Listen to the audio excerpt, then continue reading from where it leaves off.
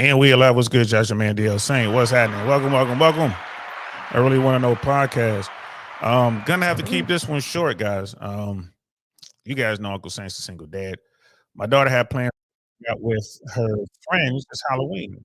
It's Halloween. She had plans to go out with her friends. They were gonna do trick or treating and some other crazy stuff. And her plans changed. So she hit me up from school. She wasn't even supposed to come home from school. She was gonna go with her friends and they were gonna do all this stuff. And I was gonna pick her up after trick or treating. And yeah, man, her plans her plans changed on her. So she's home and she just told me she just aced one of her labs and she's B honor roll now. She has all A's and B's, like nothing below a B. And she's like, well, my plans fell through, but can we go trick or treating, Papa? And I'm like, of course we can go trick or treating. I've always told my daughter, you have to you have to put me in a position where I can't say no.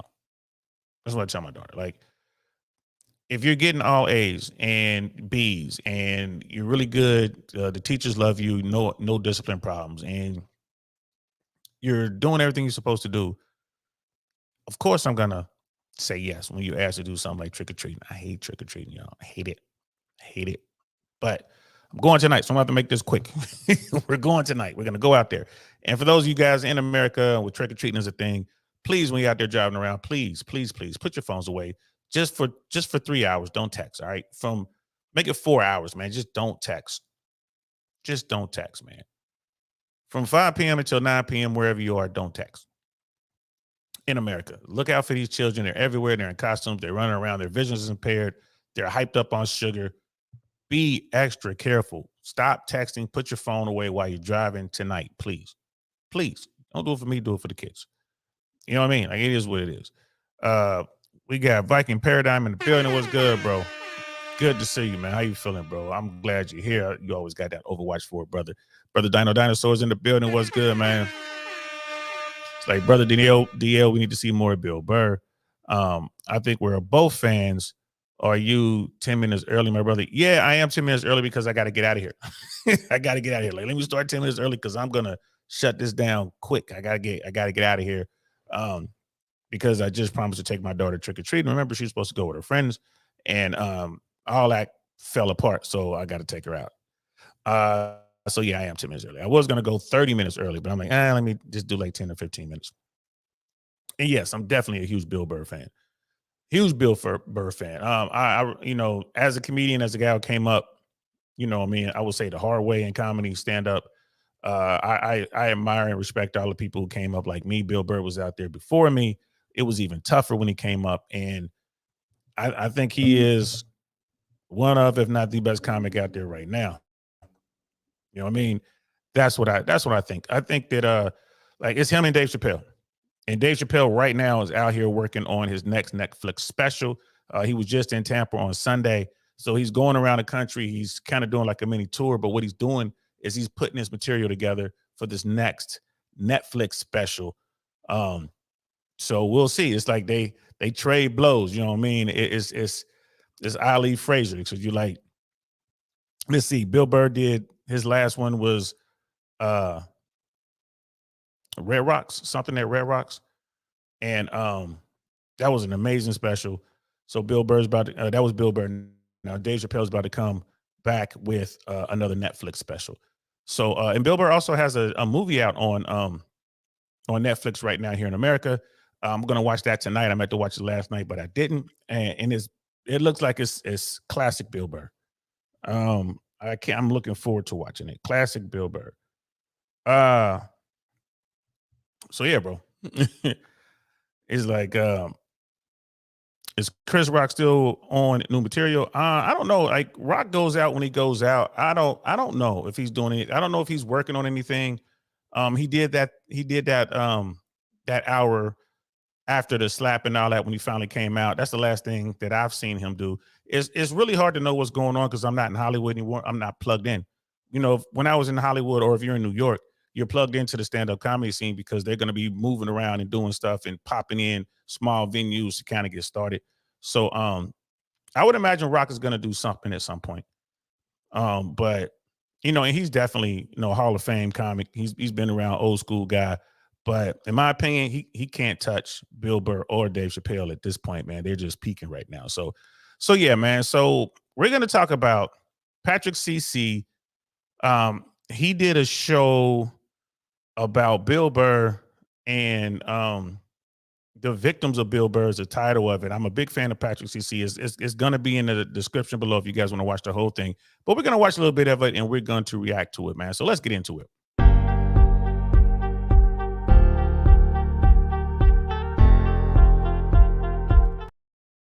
And I hit the wrong button. Let's really get into it. And we are live. What's good, y'all? Welcome to the I Really Want to Know podcast, y'all.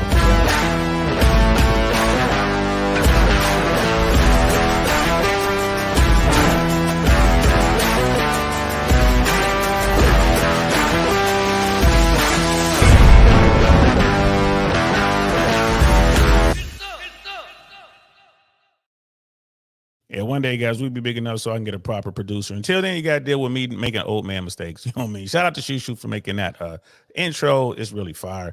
And remember, Thursday, Shushu will be here. We're going to be talking about, looks like we're going to be talking about Victoria's Secret. But we might talk about something else. We'll see. Maybe we'll do maybe we'll have multiple topics. But definitely Victoria's Secret is going to be one of them. And then we're going to look at, I got another thing that I stumbled across that I saw on Michael Sartain's video platform, and I want to get her opinion on that. So maybe we'll have, a couple topics for Thursday, but we'll see y'all guys Thursday here, 6 p.m. Eastern Standard Time. DL Saint and Shushu will be here live and direct. So, man, let's get into this. So Patrick Cc, again, this is one of my favorite YouTubers. Dude does really good work. He did this video, and it's called The Victims of Bill Burr. And it kind of gets into some of these young Hollywood people, young comedians, YouTubers, some media folks who interview Bill Burr. And people seem to be afraid of this guy.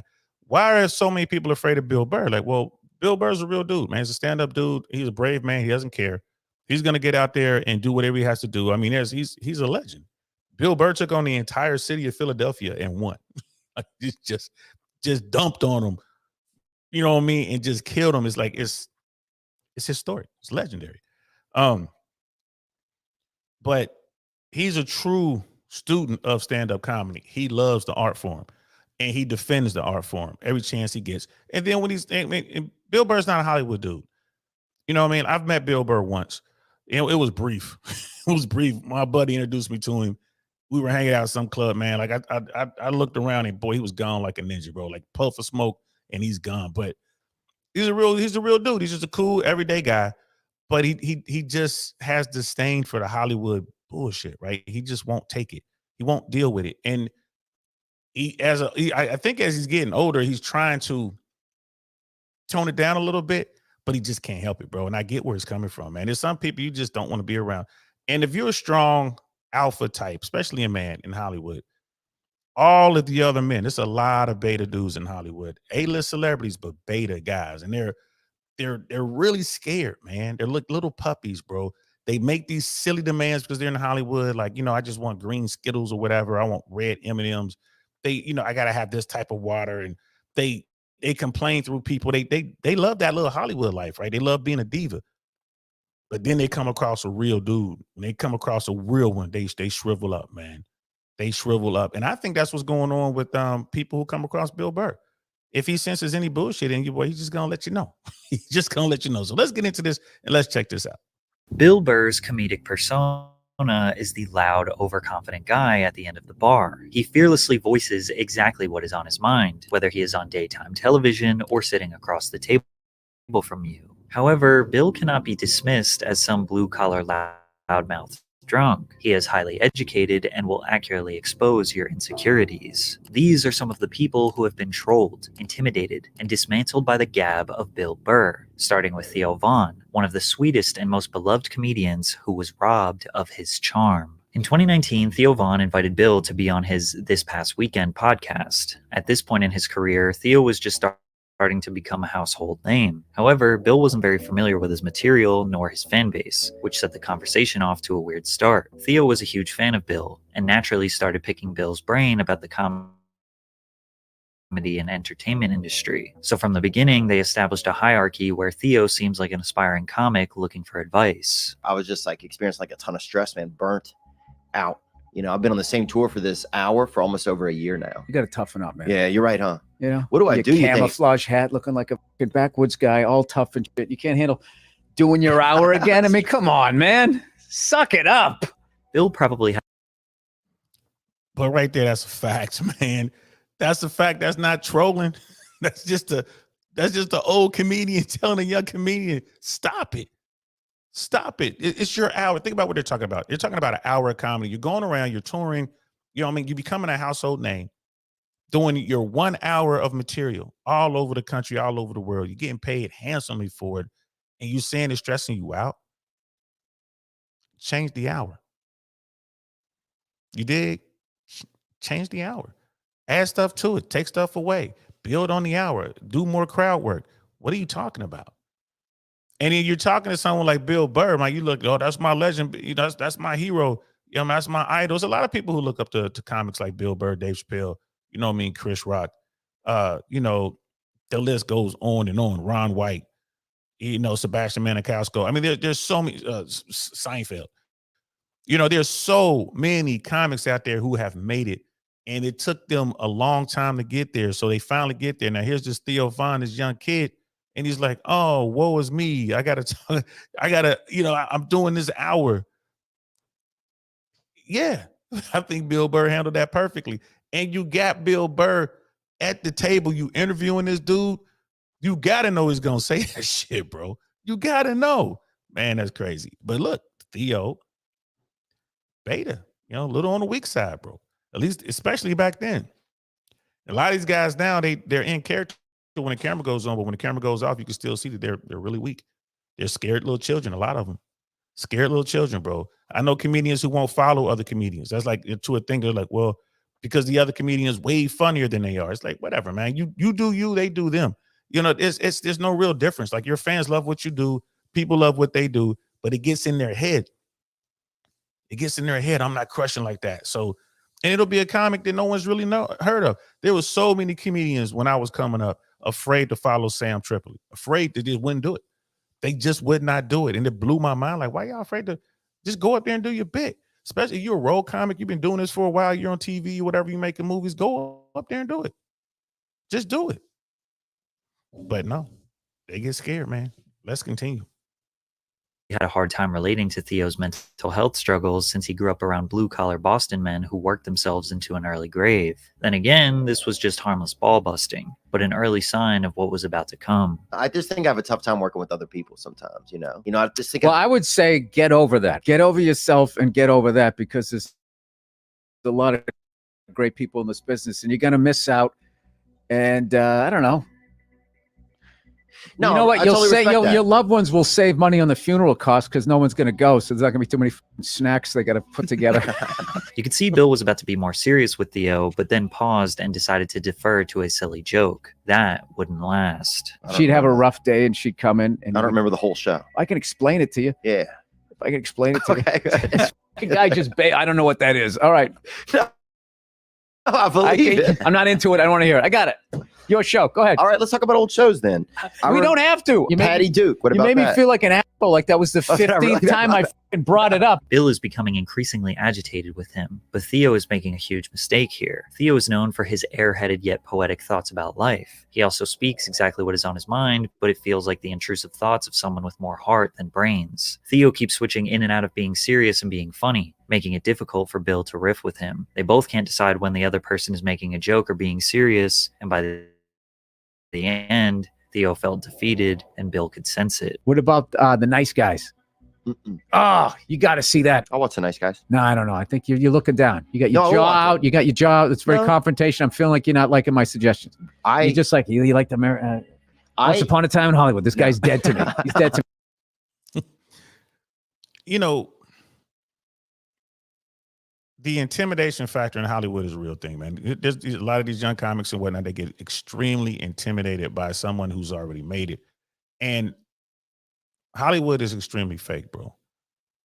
And that's another thing too. You're dealing with someone in Theo Von who doesn't know how to present himself in the presence of a real guy, Bill Burr. Like, Bill, you ain't gonna bullshit Bill Burr, man. He doesn't want to hear it. Like, if you get him to commit to your show, he's gonna be there. You're gonna get to interview him. Run your interview. Have your questions, have your comments, and have the conversation. But there's a lot of people, especially comedians and actors in Hollywood, like the creatives, they can't have a conversation. They can't sit down and talk to one another. They can't. They don't have the banter, or they don't have the, I guess, the life experience, and they don't have the self-esteem to sit there and talk to someone who's an A-list slant legend. I've had a lot of conversations off camera, of course, in Hollywood, just bumping into all sorts of people, man, billionaires, A-list celebrities, B-list celebrities, writers, producers. It goes all the way down the line. Game bankers, drug dealers, everyday Joes. I've had great conversations in LA. I could talk to anybody because I'm not intimidated by anyone, man. Why would I be intimidated? I could sit down and talk to Barack Obama. I'm not going to trip. We're going to have a real conversation. It's not going to be softball stuff neither. I'm going to sit down. I'm going to get into it. I'm going to ask you some real questions, some stuff that I want to know. And then I'm going to also ask some stuff that other people may want to know. But the Hollywood kids, man, these cool kids out there, the self-esteem gets in the way. And that's what I'm seeing here. I'm seeing Bill Burr trying to be nice and figure out what's going on, trying to figure out the dynamic between him and this Theo Von kid. And Theo Von is just in over his head. That's what I'm seeing here. To me, This was like watching two guys having to hang out because their wives are friends. This is what it looks like when your two cool friends meet for the first time and don't hit it off like you thought. Bill said he had a great time, but fans provided empathy for Theo since they know he is humble and vulnerable. They could tell he was disappointed with himself, and Theo addressed the pod a few days later. He was Bill Burr to a T. He's brash. He's poignant. He's exact. He really is like a NASA, like a rocket, and I'm more like sometimes like Phil Armstrong, you find me just kind of moseying around on the moon, monitoring how I feel. You see, Bill only gets serious when you make him. Sometimes it's better to just sit back and let him beat you up a little bit, like how. Did you see that right there with Theo Von? I mean, you can see the self-esteem there, the lack of self-esteem just glaring, right? You see that right there. And that's most of the creatives in Hollywood. You see that dynamic in Wall Street. You see that dynamic in Fortune 500 type corporations, like, CEO level type stuff. You see this dynamic, especially when money comes into play. You see this dynamic. Right, you see it on the streets when someone's talking to like a street legend. You see it, in the sports world. And that's why they tell folks, man, it's best that you never meet your idol. You know what I mean? Like, Von is just sitting there like, oh my God, I'm sitting here with Bill Burr. My God, sitting there, have a conversation, bro. Get a cigar out, talk. You know what I mean? He's a ball buster, man. Let him do it. But that doesn't mean he's brash. He's just 100% real. He's a dude. He's a real dude who's been through the real world, and he's now in Hollywood. Like he told Theo, you worried about your hour, man. Stop it. Do your hour. What are you talking about? Like, that's not even what? This is what you crying about? Like, it's nothing. You're getting paid tens of thousands of dollars. It adds up to millions of dollars a year to do 1 hour of comedy. And you're crying because you're doing the same 1 hour bit night after night. Change it up. Change it up. Your fans will love it. Because now people are coming if you're doing a 3-night run in any city, Chicago, LA, New York, whatever, you're there for 3 nights. If you change it up, that means people are going to come back to all 3 nights because they want to see, they don't want to miss nothing. But if they know you're going to do the exact same hour, they're only going to come to one show. Rightly so. Joe Rogan did after Bill absolutely dismantled him. I want people to walk down the street with a mask on. let's not start this, John. Do you though? Let's not start this. But before Rogan gets humbled by Bill, a quick word from our sponsor, Aura. Are you? In this bit right here, like Rogan didn't get humbled. Rogan was having fun. Joe Rogan has been around every comic that's in the business right now, before and after. Like, Rogan's the man, bro. So Rogan knew exactly what he was doing when he's talking about the mask because he knows exactly how Bill Burr feels about it. He knew exactly. That's why people were like, come on, let's not do this. You know what I mean? But it was it was fun. They knew they were about to get into it. It's not Bill Burr, you know what I mean, going off or whatever.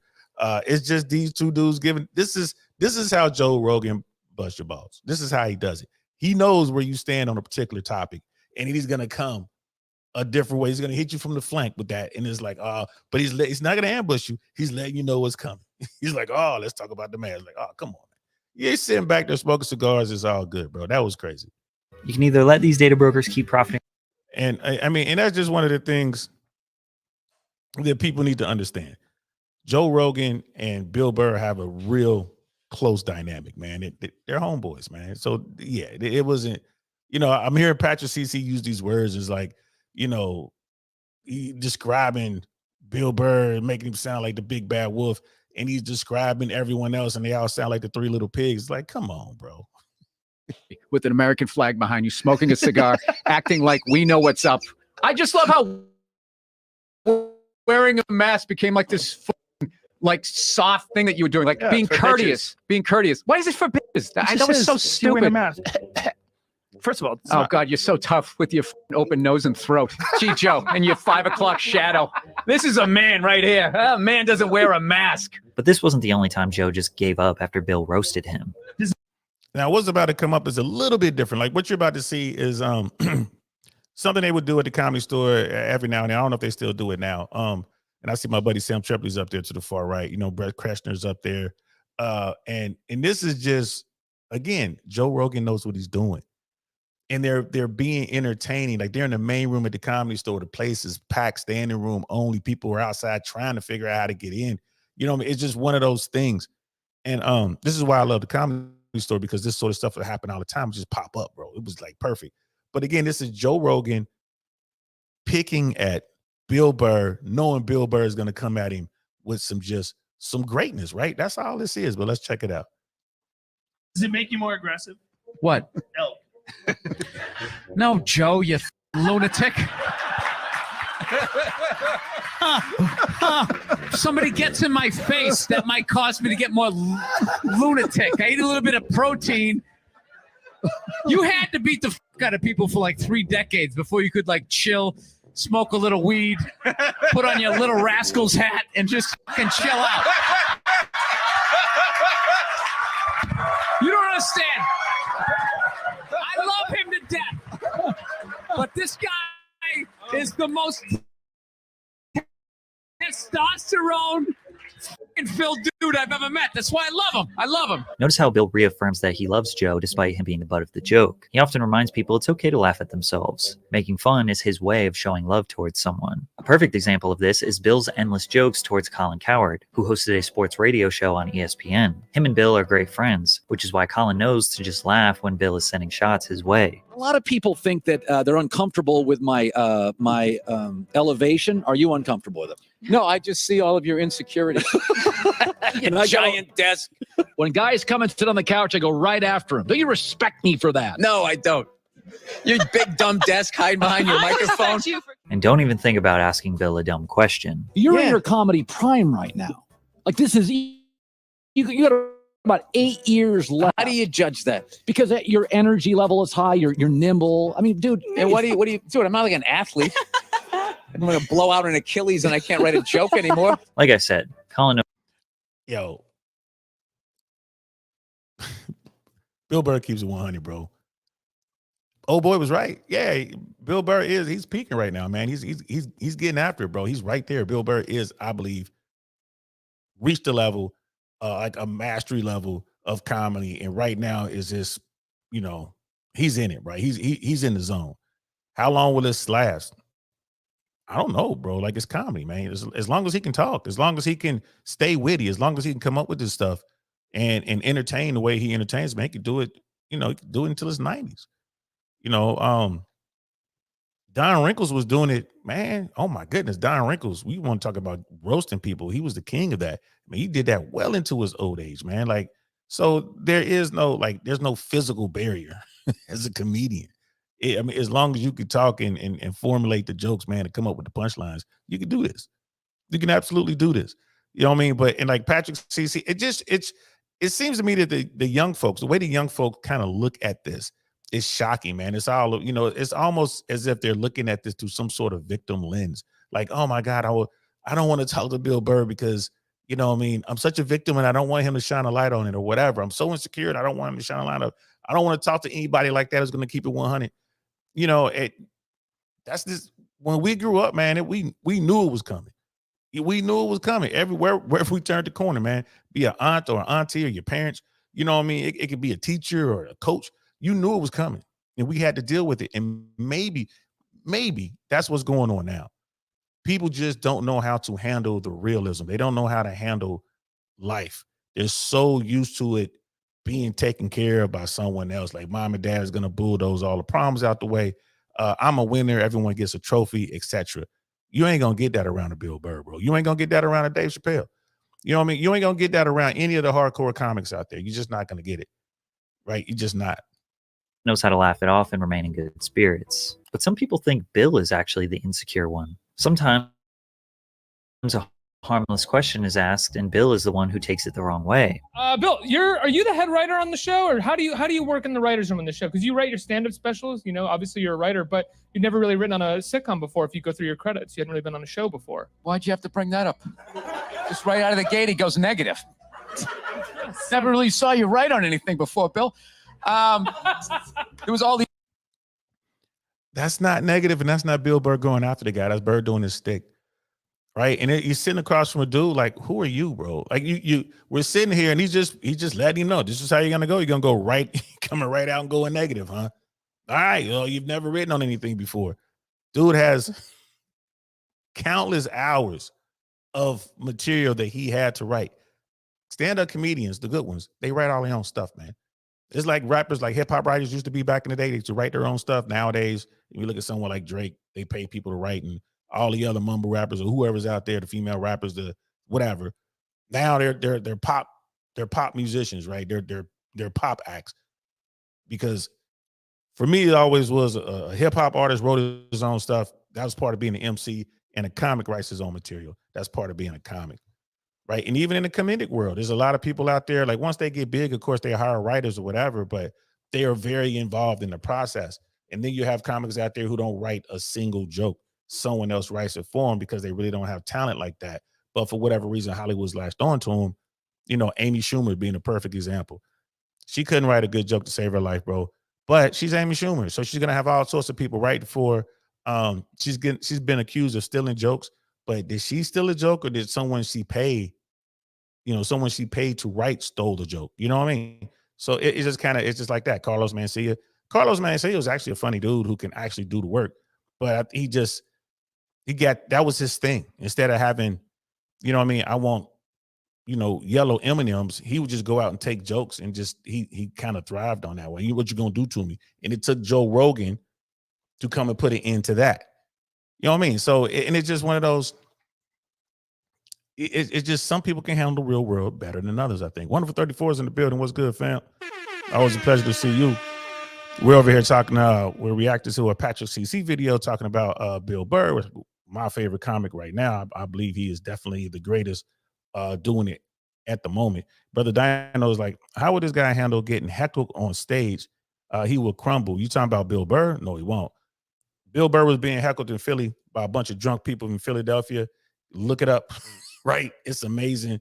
Bill Burr went out there and he just dumped on the audience for like 20 minutes. It was the most brilliant thing I've ever seen. You don't want to heckle Bill Burr. I tell you that right now. You don't want to heckle Bill Burr.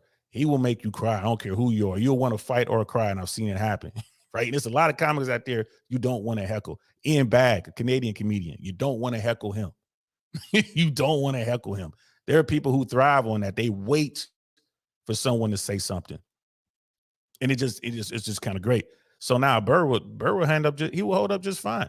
But you know, he won't, the average, you know, A-lister, the average Hollywood person, actor, whatever, being interviewed, especially by mainstream media, would just sit there and just whatever, say whatever. But Burr's gonna be like, what? Really? This is what you're gonna start with that? You know what I mean? And he's gonna give it right back to whoever it is. And who is this dude doing an interview? I don't know who this dude is. And right away, that guy, you can see that guy just kind of shrinking in his cheer, bro. They can't handle this type of dude. These other nice things on your IMDb page I could have brought up, but I noticed this one glaring thing that you've never done. Sure, maybe the interviewer could have rephrased the question to how different is writing comedy on a show versus on stage. It was pretty clear this guy was not trying to offend him. The same thing can be said about this interviewer. Here in the MLB Fan Cave hanging out with actor comedian Bill Burr. I like that you said actor comedian. Well, you're an I actor, usually go comedian actor. Look, dude, if you saw my IMDb page, you'd definitely know it was comedian actor. Yeah, it's a quick read. After all,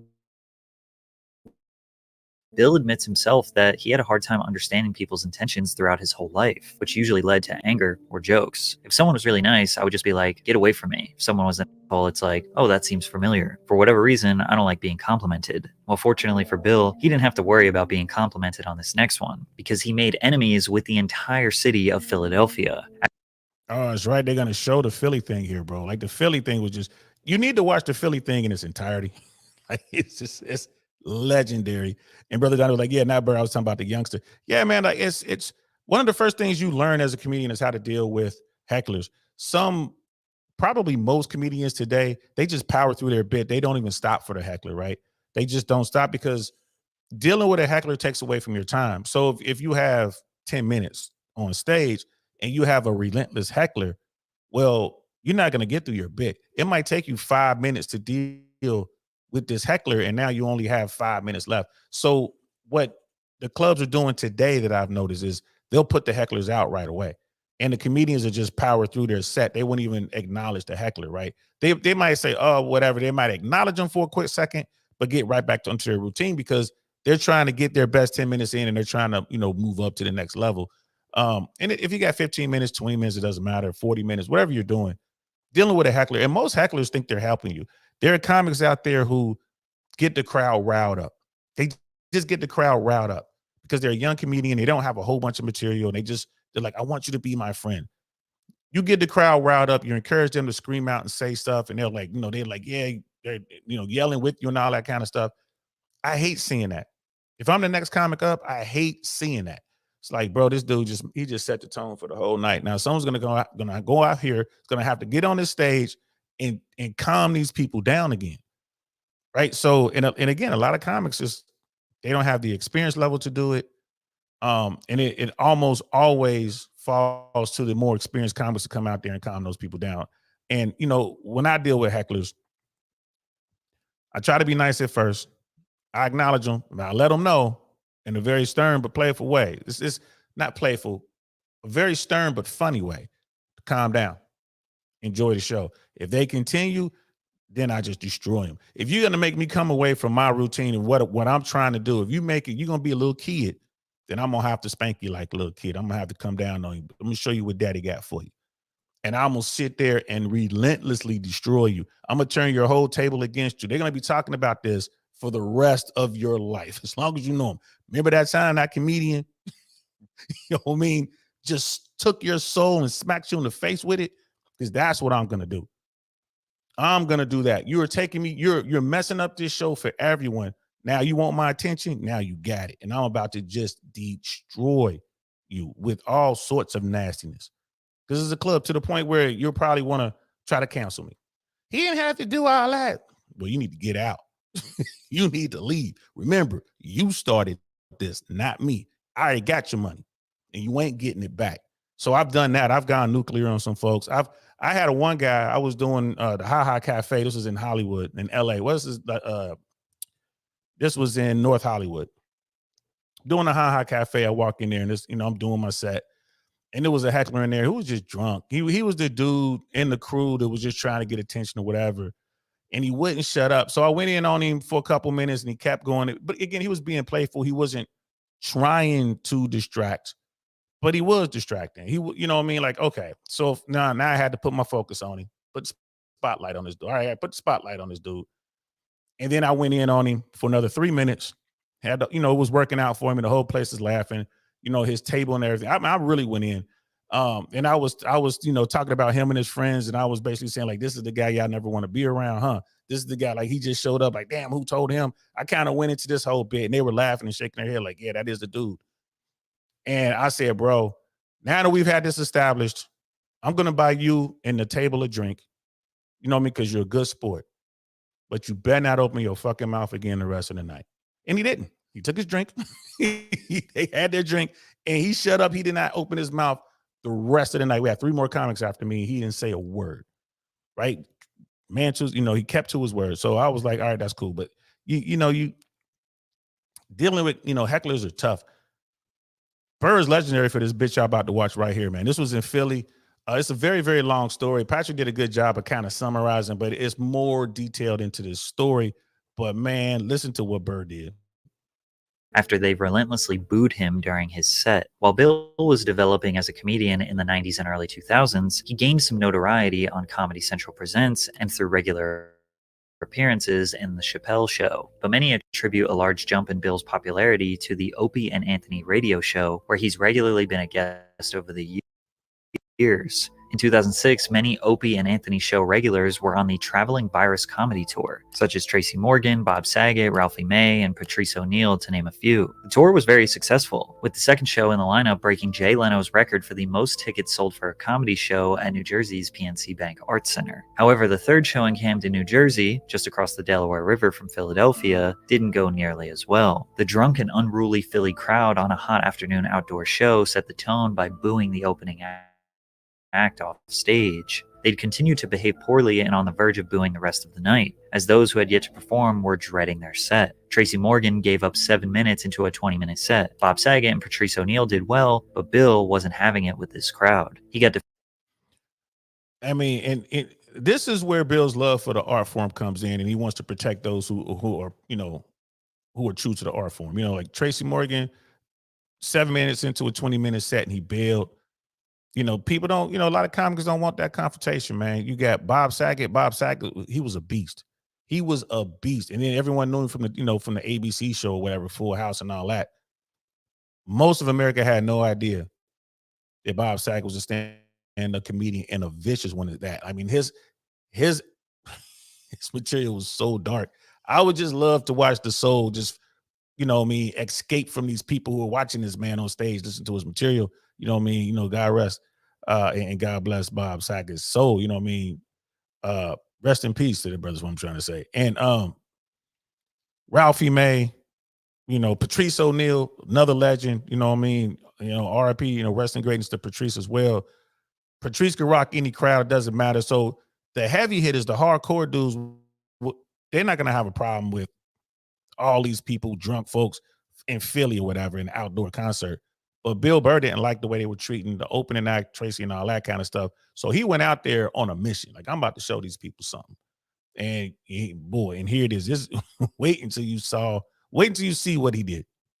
defensive on behalf of his comedian friends, which led to an all-out roast session from the beginning. Oh, f*** all you people. You know what, you f***ing losers? I hope you all f***ing die, and I hope the f***ing Eagles never win the Super Bowl. Go f*** yourselves. Oh yeah, he wasn't holding back. Let's talk about heart disease, something you're all gonna f***ing die of, and I'm gonna laugh at your f***ing funerals. It's gonna be great. You're all gonna get f***ing cancer, which is fantastic, because all your f***ing heads are shaved anyways. No one's even gonna notice. If you can believe it, it gets so much worse. Every minute that goes by, he decimates every possible thing about Philadelphia. He says if there was a terrorist attack on Philly, nobody would care. Rocky is your hero. The whole pride of your city is built around a guy who doesn't even exist. A man interrupts him from the crowd. Bill responds. What do you have to say, sir? Never passed the f***ing 8th grade. What brilliant shit are you gonna f***ing tell me, huh? Go back to the dock and go unload some shit. You f***ing warehouse working, weed smoking, disappointment for your mother. Obviously, most people were offended, but other Those people deserved it though, man. They went in. Those people were rowdy from the jump. I think they came from a football game. It was just, you got to go back. There's plenty of content out there when Bill Burr was talking about it, man. He was like, yo, this is what really went down. This is why I did it. When you listen to it, he had something like 20 minutes. And he was like, I'm not going to do any comedy. I'm not going to do any of my routines. I'm just going to sit here and I'm just going to lean into y'all.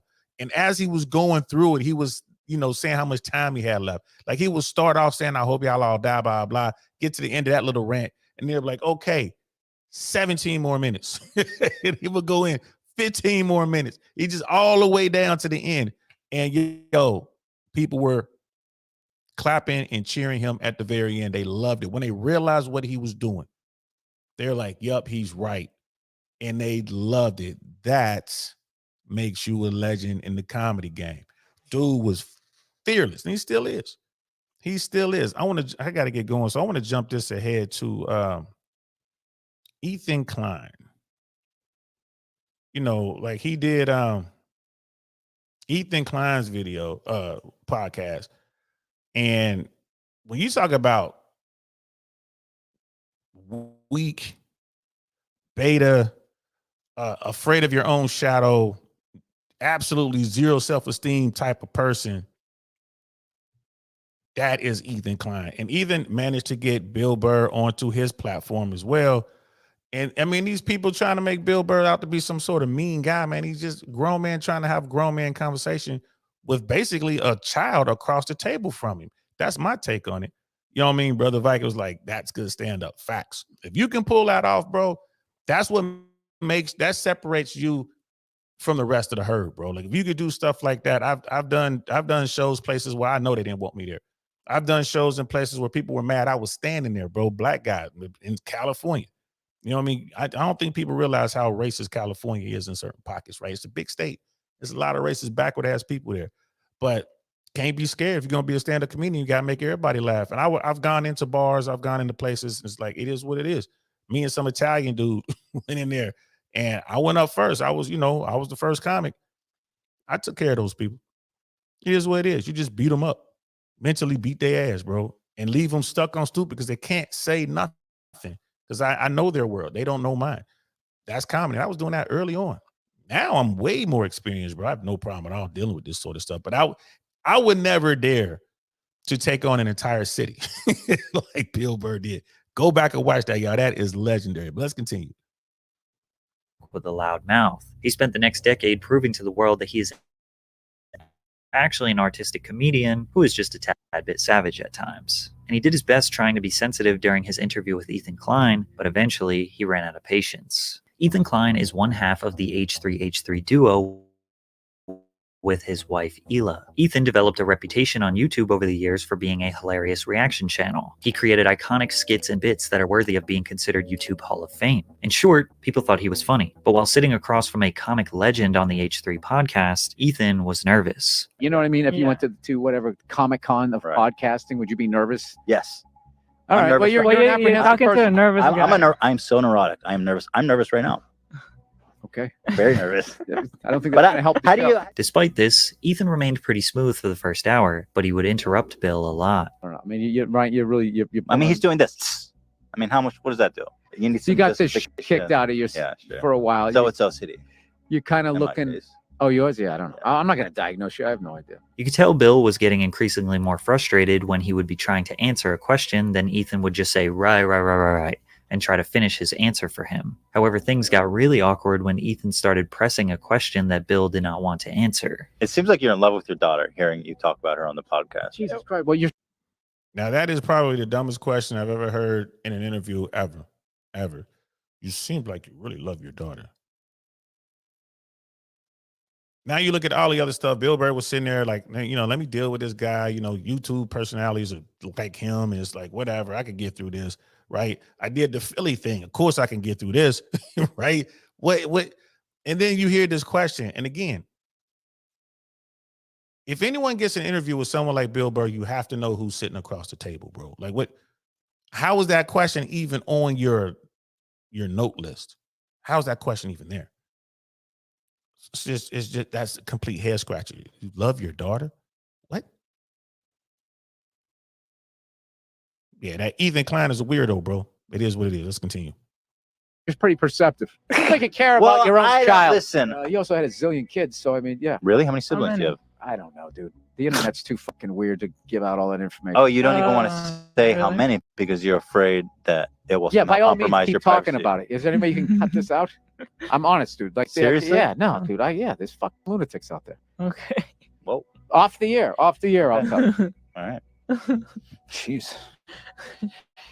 I love how surprised he is. Jeez. Well, you can mention the amount. Actually, some crazy people. Okay, yeah. If someone doesn't want to answer a question, a good podcaster would probably just skip right over it and move on. To give Ethan the benefit of the doubt, he was still pretty new to podcasting. Ethan clearly thought Bill's reasoning for not answering the question was silly, but some people genuinely take their privacy seriously. Ethan saying, geez, comes off extremely childish and will make someone with a short temper blow a fuse. Bill held it together for the most part, but his patience was running out. When you were getting booed by thousands God, of people I was in hoping Philly, you were. I was like, when you said my favorite You don't- YouTube video, I was like, oh God, not the Philly thing again. And then you did the Sherry's Berries. I was like, I love this podcast. Now I hate you. Oh no. I love. What can I do? I love that. I'm joking. I'm fucking with you. Go ahead, let's do it. But do you? But, no, I'm not gonna. I'm not gonna ask you. Were bullied. You've been bullied before. You've talked about this a lot. Yeah, probably more than the grape lady. I mean, yo, sometimes interviews get away from you, right? If you're, it's, you know, I'm a big believer in self-assessment, and like, when I do interviews or whatever, it's if I'm talking to someone major, I'm gonna be fine.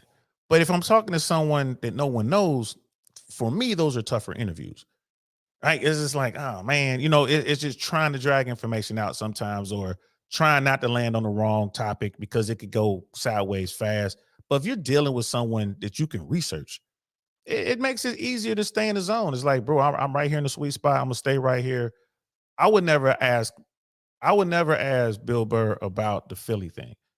I might comment on it or make a joke about it, but I would not like, let's talk. I would never say, let's talk about it. You know what I mean? But again, Ethan, you got YouTubers like, who was Ethan Kleiner? What did he do before YouTube? He's just a regular guy. And then he has like, he talks about anxiety and needing medication and all sorts of stuff, right? It's like, bro, for this, let's continue. I didn't realize. No, but go ahead. Let's do it. Let's now do it. I frankly, I like making you. skip it. I like making you uncomfortable. Again, this subject was something Bill did not want to talk about, and when he called Ethan out on it, Ethan got defensive. Nevertheless, Bill talked about the Philly incident, and he wasn't happy about it. Well, I love that moment. I love everything you do. The great. This is how you turn it around. Where made you uncomfortable. Now you fucking sit here and compliment me. I almost made it through without making an ass of myself. I got so close. What are you talking about? I had a great time. I did too. I really did. I hope you did. I'm worried about you. I did. Thank God you got- I'm playing it up. I'm playing it up. All right. But I'm trying to be funny, but This was just an hour of Bill Burr shattering Ethan's ego when an online joker meets a real comedian. This situation was very similar to the Theo Von episode. On the surface, these awkward podcasts with Ethan and Theo seem harmless. Bill is just being himself and ends both pods saying he had a great time. But it negatively affected Ethan more than you'd imagine. Many people called Ethan too sensitive. And after that episode with Bill Burr, I came home and that's when I started taking antidepressants and I went to therapy. Wow. It was soul crushing. It felt like a rock bottom for me because I was having a hard time with the podcast and interviews in general. And that for me was just kind of like the culmination of a lot of stress. And that this was That's the problem with these guys today, man. That's the problem with these soft dudes, bro. If you know you have these issues and you're going to stay in this podcasting world, you're going to have to continue to interview people, not just anyone. You're interviewing A-listers. Then you got to get better, bro. You don't sit there and come home like, I'm going to take antidepressants. I'm just going to take a bunch of pills and go cry on someone's couch. This is not a problem, bro. This is not a big issue. He doesn't even have to interview folks, right? He could just get behind the camera and hire someone to do the interview and just produce it if he wanted to. You know what I mean? Like, so when I see stuff like that, I'm like, man, you're a quitter. Like, you're just a quitter. And there's nothing wrong with that if you want to be a quitter, but don't sit around here and cry about it. Why are you talking about the Theo Von? Like, you and Theo could both like, yeah, he sucked the soul out of my brain as well, or whatever. Like, he crushed me. Bill Burr had nothing to do with that. Bill Burr came in there doing exactly what you wanted him to do. That's why you wanted the guy. That's why you wanted the interview. Definitely going to get you the views and the clicks. This is amazing. There's absolutely no way it can go wrong. But you're going to sit here and you're going to cry about it. That's these dudes today. Man, y'all got to step up, bro. Y'all got to step up, man. Yeah, it's hard out here. You know what I mean? Yeah, you could get it and it's hard to keep it. You know, but yes, you have to continue to get better, self-assess and improve. That is how it works. You're going to make mistakes. It is what it is, right? But don't go around crying about it. Ethan is making tons of money. He's sitting across the table from one of the best in the game ever to do it. And he was sitting there crying about it. I mean, yeah, you know, and bro, yeah, bro, you're absolutely right, brother Dino. I mean, when you look at, I just don't get it, man. These dudes, man, these dudes. And it was just a normal conversation. But Bill Burr could have crushed the guy. Like you saw what he did to Philly. He had his kid gloves on. Why do strong men have to put their kid gloves on when they deal with these weak dudes? Why? I say we shouldn't do it anymore. Just don't do it. Just call them out. And I know there's a couple that I deal with. And I'm about to, like, you know what? Taking the gloves off, bro. Taking the gloves off, man. I'm just, you say something stupid, I'm gonna blast you in real life. I'm just gonna let you have it. Like when they go do these dumb things and they say dumb things, man, it's to the point like it's man, it's for not only their own good, but I think it's good for the good of our society, bro. It's enough of the bullshit, man. Enough. A reality check considering all the people he had made fun of over the years. But Ethan had Bill back 1 year later, and it went great. However, there was one time where it seemed like Bill was the one who was genuinely uncomfortable around an interviewer. A small production called Southside Steve. And I gotta go. This is taking way longer than I thought. And you're right about that, man. Yeah, Viking. He was being nice, and old boy still couldn't handle it, man. You know, brother Smeebles is in the building. What's good, fam? Good to see you. I can't go my normal length because it's Halloween. You guys weren't here when we started the show, but my daughter had plans for Halloween. Her plans fell through, and then she turned to me and she was like, "Papa, can you take me out for trick or treating?" And I had absolutely zero reasons to say no because she's finally got herself where she has all A's and B's. She's about to make the B honor roll. She just aced one of her science labs today. She's playing 2 instruments now and doing really well. She's excelling. No behavior problems, no BS off on the side. I got to take her trick-or-treating, guys. I got to take her trick-or-treating. So I'm sorry. We got to cut this one short. I know it's abrupt. It's very abrupt. There was one more thing I wanted to show. And this is where, you know, Bill Burr he really cares about comedy, man. We're going to watch this one part. This Tony Hinchcliffe thing, right? Kill Tony is this thing that they do. It started in LA, but they're doing it in Austin now. Where they basically roast comics. They give you 1 minute and they just basically roast you as a comedian. They sit there and tell you everything you did wrong in front of a live audience.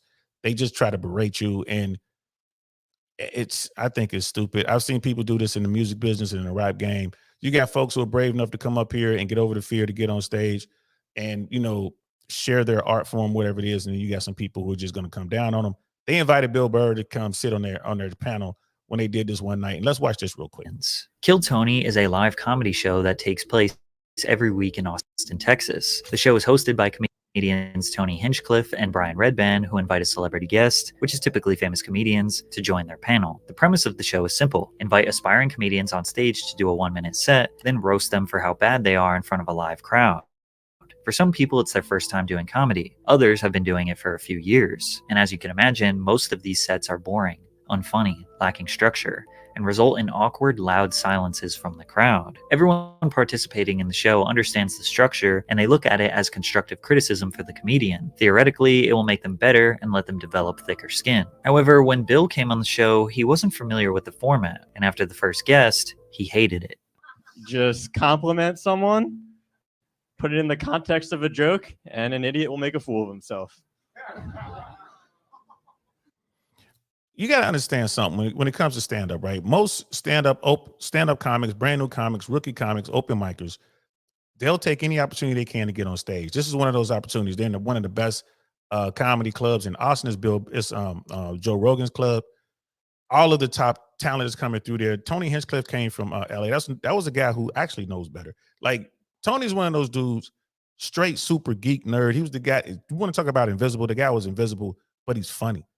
He's funny and he works hard. Like, he was doing all the same open mics I was doing. He was doing all of the same bar gigs and doing the stuff in the laundromats and all that kind of stuff, just taking all the shit, not making any money. But then they started doing this like rap battle comedy thing at the Comedy Store. This is years ago. And Tony became the guy. He's sharp, he's witty, he was this geeky dude who would come up there and would just slay folks. It was like, all right, good for you, bro. That kind of worked out, right? And then he changed his whole persona. Because normally you go on stage, you become a variant of yourself. When I go on stage, it's not DL saying, like, it's a variant of who I really am. I'm amped up on stage. Sometimes I tone it down, but I'm a different kind. I'm the comedian. Tony has turned into the persona. He'll walk around and like think he's really big because like, yeah, I'm doing this now, baby. Da, da, da. Like actually now he's like, he'll go up and talk to women now where he was afraid to talk to them before. And you know, he's just kind of become this thing. But here's the thing. You can't get away from who you are. He's still that scared little dude inside. And this right here, when Burr, I'm pretty sure like Burr probably doesn't even deal with him. Like he never came back to this thing ever again. Right. I'm pretty sure it's one of those things is like Burr kind of looks at this guy like, man, stay your ass over there. And I could be wrong. You know what I mean? But let's continue. Sorry. Sorry. How much time do I have left? Wow, it's a really casual set for you. Huh? And that was Tony's voice in the background. And like normally when you do an open mic, they'll give you at least 3 minutes. Nowadays they're actually charging you to do the open mic, so you wind up with like 5 minutes or something like that, 4 to 5 minutes. But generally speaking, when you go to the big clubs, they'll give you 3 minutes on the open mic. And 3 minutes is literally no time. So if they bring some people up and say you have 1 minute, 1 minute. It's virtually impossible to be funny in 1 minute. You're not running any bits. All you're doing is going up there and talking shit. That's all you can do. You can't. You can't do it. It's 1 minute. So this whole premise, this whole show is set up to shit on up and coming comedians. That's all it is. And these comics got to, they in their mind, they got to do it because it's an opportunity to perform. I would say no a lot when it came to comedy. That little rap battle thing they asked me to do, like, I'm not doing that, bro. That's not me. I'm not doing that. There's plenty of comics who will. They're like, I don't do improv. I'm not going to do your improv show. I'm not going to do, that's not my style of comedy. You know, it's just, I'll say no, but I had a career. These people are out here trying to eat and they're trying to move up. So they would do anything. Minstrel shows. Hey, you play an instrument? Yeah, I play the saxophone. Hey, you want to come play your saxophone and do jokes? No, I don't.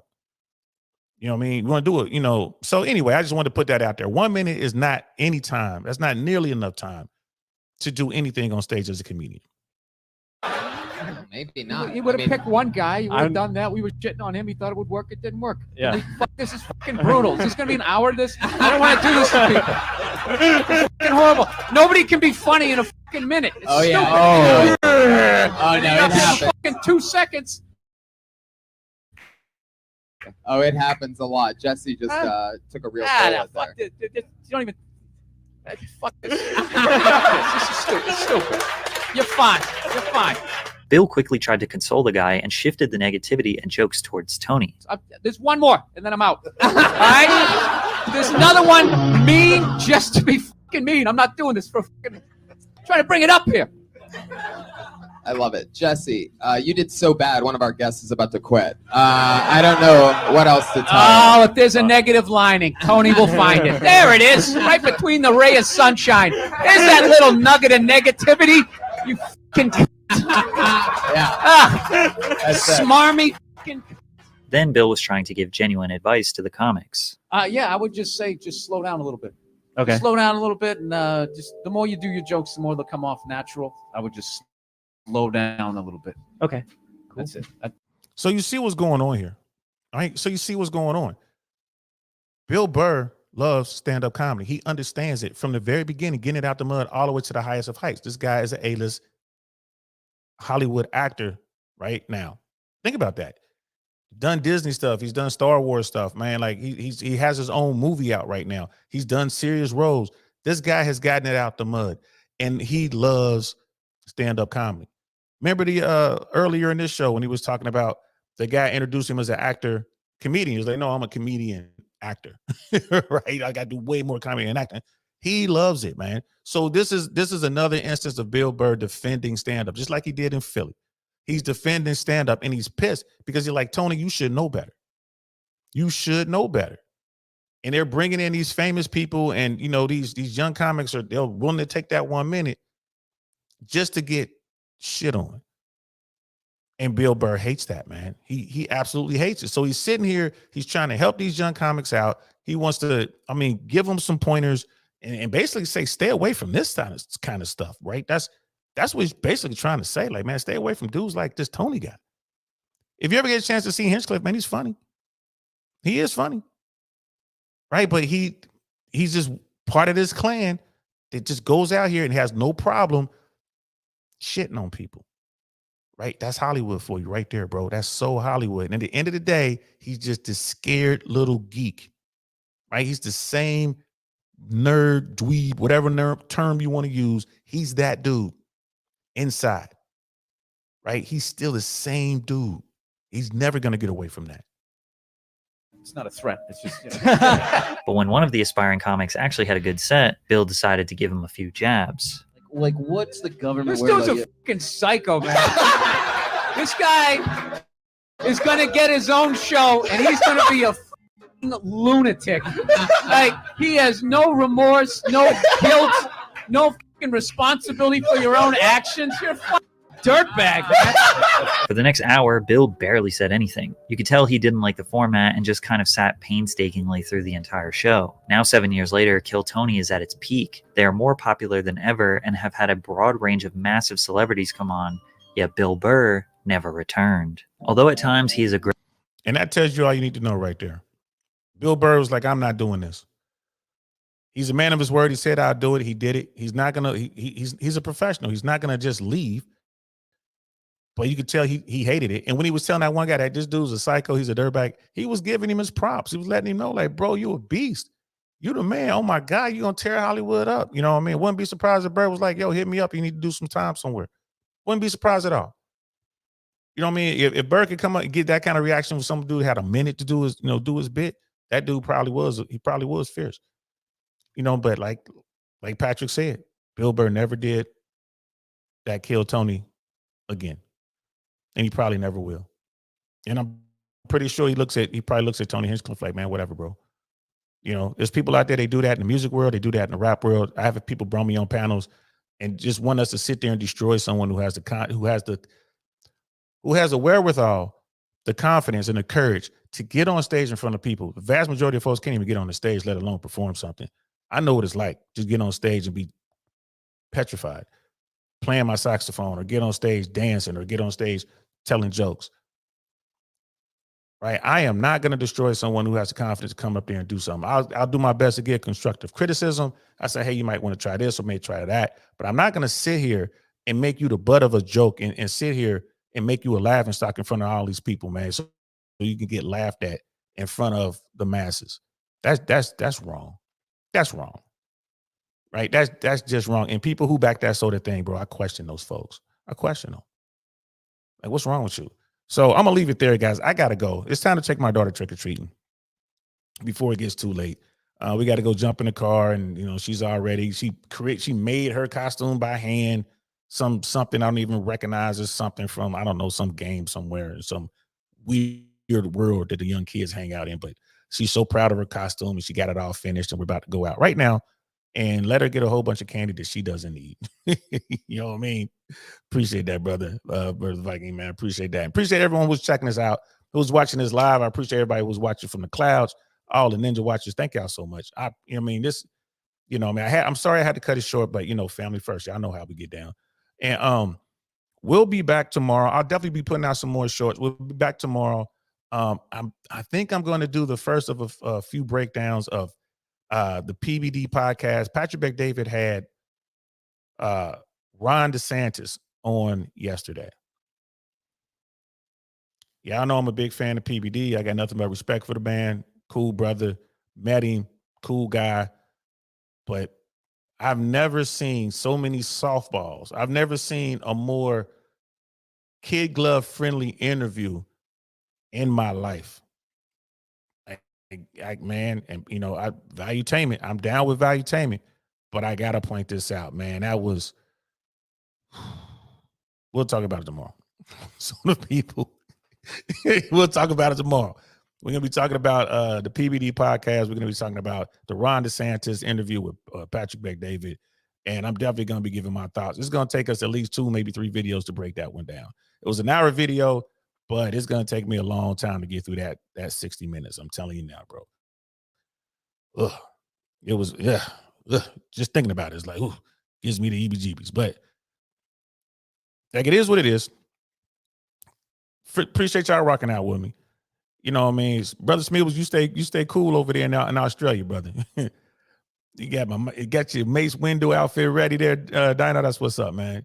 Because I'm not dressing up, man. I got a Viking costume, but I'm not wearing it. I'm not dressing up. Just gonna be there running security. That's all I'm gonna be doing. So I appreciate y'all, man, so much, man. Thanks for rocking out with me. I'm Don Lewis. I'm D.O. Saint. This is the I Really Want to Know podcast. I'm gonna holler at you later. Peace. Nothing like I've ever seen. It's just a thing of beauty.